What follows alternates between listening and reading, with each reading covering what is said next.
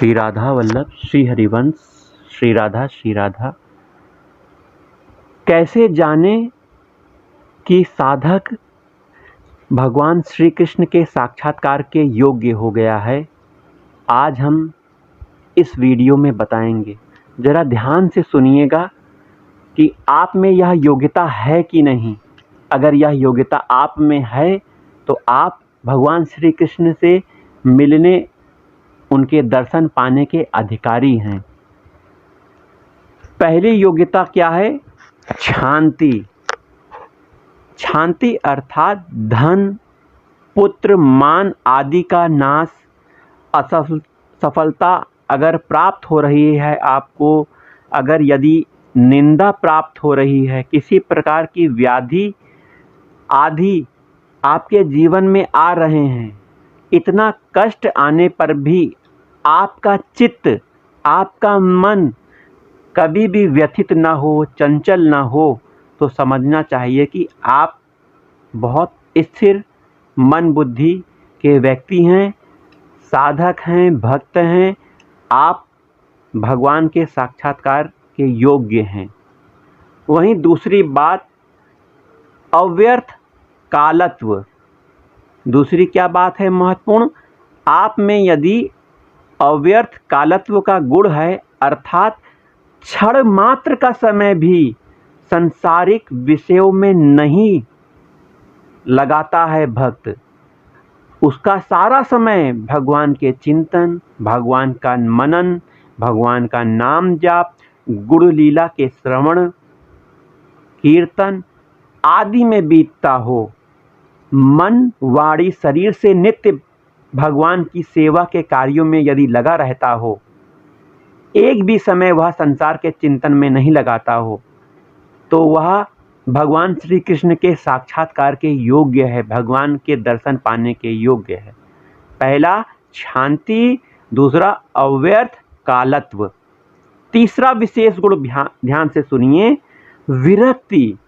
विरक्ति अर्थात इस लोक के और परलोक के समस्त भोगों से स्वाभाविक ही अरुचि। इसकी जरा व्याख्या सुनिए। संसार के किसी भी भोग में आसक्ति न होना और भगवान श्री राधा कृष्ण के चरणों में आसक्ति होना, यह विरक्ति का बहुत बड़ा उदाहरण है। संसार में यदि आसक्ति हो गई तो हमें संसार के भोग पदार्थ अच्छे लगेंगे, और वहीं यह संसार से विरक्त होकर भगवान श्री कृष्ण के चरणों में वह मन लग गया तो वह विरक्त हो गया। विरक्त का अर्थ यह नहीं समझना चाहिए कि गृहस्थ भगवान श्री कृष्ण के साक्षात्कार के अयोग्य हो गया। गृहस्थ व्यक्ति भी भगवान श्री कृष्ण के साक्षात्कार पाने का उतना ही अधिकारी है जितना एक विरक्त व्यक्ति। अब गृहस्थ को करना क्या है? गृहस्थ को अपने सभी क्रियाओं को करते हुए सभी क्रियाएं भगवान को अर्पित कर देनी हैं। सभी क्रियाएं जब भगवत स्वरूप हो जाएंगी, भगवान को अर्पित हो जाएंगी, तो वह विरक्त के समान भगवान के दर्शन के योग्य हो जाएगा। तो तीसरी बात क्या हो गई? विरक्ति। शांति, अव्यर्थ कालत्व, विरक्ति। चौथी महत्वपूर्ण विशेषता भक्त में होनी चाहिए, जिसको भगवान श्री कृष्ण का साक्षात्कार चाहिए, मान शून्यता।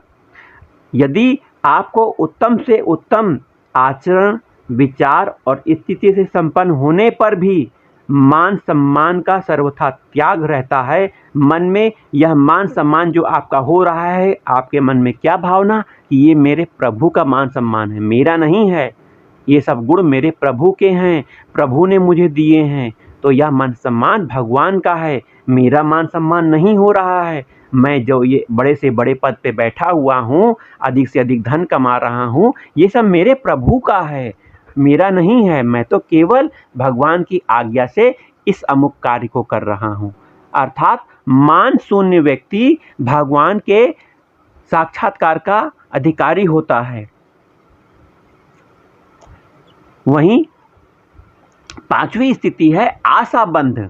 मान शून्यता के बाद आशाबंध, यह ऐसा लक्षण है जिसमें भगवान के और भगवत प्रेम के प्राप्त होने की चित्त में दृढ़ और बद्ध मूल आशा, एक आशा रहती है कि भगवान मुझे ज़रूर मिलेंगे, मेरे राधा कृष्ण हैं, मेरी किशोरी जी हैं, मेरी किशोरी जी मुझे मिलेंगी, मेरे किशोरी जी बहुत दयालु हैं, मेरी राधा जी बहुत दयालु हैं, मेरे राधा रमन एक बार मुझे मिलेंगे, ज़रूर मिलेंगे, जब मिल जाएंगे तो कभी मुझसे नहीं बिछड़ेंगे, मेरे राधा वल्लभ लाल मुझे दर्शन देंगे, बांके बिहारी लाल मुझे दर्शन देंगे।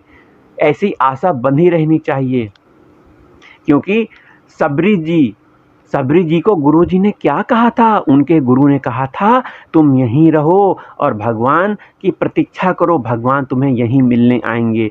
अपने गुरु की आज्ञा के अनुसार सबरी वहीं रहती हैं और उन्हें यह आशा हो जाती है कि मेरे प्रभु राम आएंगे, और रोज़ भगवान का इंतज़ार करती हैं। इंतज़ार करते करते कई वर्ष बीत जाते हैं और भगवान आ भी जाते हैं। तो यह कैसी स्थिति है? गुरु ने बताया कि भगवान आए हैं, आशा उसे हो गई, मेरे गुरु पर विश्वास उनका हो गया। अतः ऐसे आशाबंद व्यक्ति जो भगवान की दृढ़ता से आशा करते हैं, गुरु की आज्ञा पर रहते हैं, वह भगवान के साक्षात्कार के अधिकारी होते हैं। तो सबरी को भगवान श्री राम ने दर्शन दिए, उसकी आशा भगवान ने पूरी की। अतः हमें भी आशावादी होना है और हमें यह निश्चय करना है कि मेरे प्रभु मुझे ज़रूर कृपा करेंगे, मुझे दर्शन देंगे। अगली महत्वपूर्ण बात है समुत्कंठा। यदि भक्त साधक में समुत्कंठा का गुण है, लक्षण है, तो वह भगवान श्री कृष्ण के साक्षात्कार का अधिकारी है। समुत्कंठा अर्थात अपने अभीष्ट भगवान की प्राप्ति के लिए अत्यंत प्रबल और अनन्य लालसा।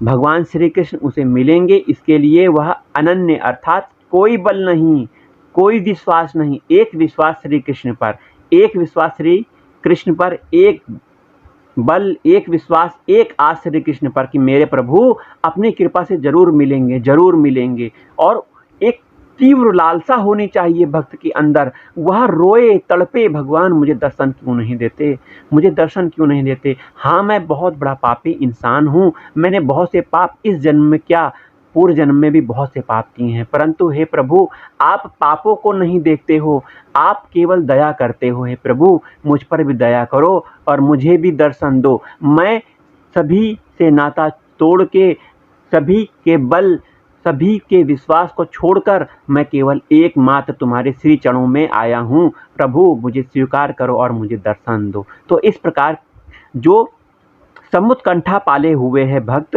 उसे भगवान श्री कृष्ण का साक्षात्कार होना बहुत संभव है, वह अधिकारी है। अगली महत्वपूर्ण बात है नाम गान में सदा रुचि। भगवान के नाम गान में यदि भक्त रुचि लेता है, प्रीतिपूर्वक भगवान का नाम जाप करता है, कीर्तन करता है, तो वह भगवान के साक्षात्कार, भगवान के दर्शन का अधिकारी है। भगवान के मधुर और पवित्र नाम का गान करने की ऐसी स्वाभाविक कामना की जिसके कारण नाम गान कभी रुकता ही नहीं और एक एक नाम में अपार आनंद का बोध होता है। ऐसे भक्त बहुत दुर्लभ हैं और ऐसे भक्तों को भगवान का साक्षात्कार होता है। अगली महत्वपूर्ण बात है भगवान के गुण कथा में आसक्ति। जो व्यक्ति, जो भक्त, जो साधक भगवान श्री कृष्ण की दिन रात कथा का श्रवण करता है, प्रीतिपूर्वक श्रवण करता है, चिंतन करता है, मनन करता है और रुद्र रुद्र भाव से रोता है, भगवान को पुकारता है, इन लीला में वह बहुत आनंद को देखता है, आनंद प्राप्त करता है, तो वह भगवान के साक्षात्कार का अधिकारी है। दिन रात भगवान के गुणगान, भगवान के प्रेममय लीलाओं का ही कथन करते रहना, ऐसा न होने पर वह बेचैन हो जाना, क्योंकि यदि कथा नहीं, सत्संग नहीं, तो उसका जीवन नीरस हो जाता है। वह बिना कथा के, बिना सत्संग के नहीं रह पाता, भगवान की दिव्य लीलाओं का चिंतन किए बिना वह नहीं रह पाता। अतः आठवीं बहुत महत्वपूर्ण बात, भगवान के गुण कथा में आसक्ति होती है उस भक्त की। नौवीं और अंतिम बात, भगवान के निवास स्थान में प्रीति होती है। भगवान श्री कृष्ण, राधा कृष्ण कहाँ निवास करते हैं? वह स्थल कौन सा है? दिव्य स्थल वृंदावन धाम। जिसका वृंदावन धाम में अति प्रेम होता है, वृंदावन की आसक्ति होती है, वृंदावन में रहने की चाह होती है, वृंदावन में अपने प्राण त्यागने की चाह होती है, वृंदावन से अति प्रेम होता है, ऐसा भक्त भगवान के साक्षात्कार का अधिकारी होता है।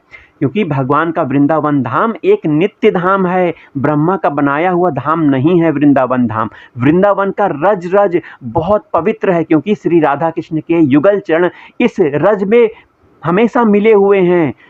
प्रत्येक कण यहाँ का पवित्र है, श्री राधा नाम यहाँ गुंजायमान होता है। खग मृग पक्षी पेड़ पौधे लता पताएं सब श्री राधामय हैं। दिव्य वृंदावन अनित्य है। यहाँ आपको सड़क पत्थर ये घर मकान आदि देखने को मिलेंगे, परंतु वास्तविक जब आपको नेत्र प्राप्त हो जाएंगे भगवान की अहेतु की कृपा से, तो आपको दिव्य वृंदावन में केवल प्रिया प्रीतम श्री राधा कृष्ण और दिव्य सहचरियाँ और या वृंदावन की लता पताएं हम ही आपको देखने को मिलेंगी, और कुछ नहीं देखने को मिलेगा। अतः भगवान का साक्षात करने के लिए हमें 9 गुणों का होना आवश्यक है।